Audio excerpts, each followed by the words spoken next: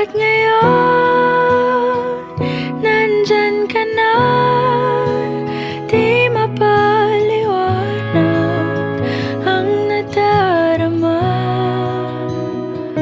Handa ako sa walang hanggan.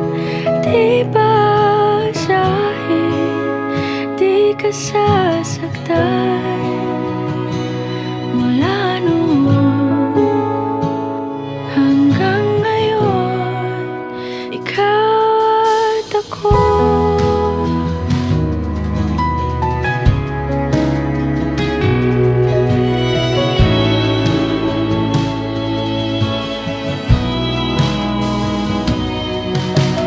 At sa wakas ay nahanap ko na rin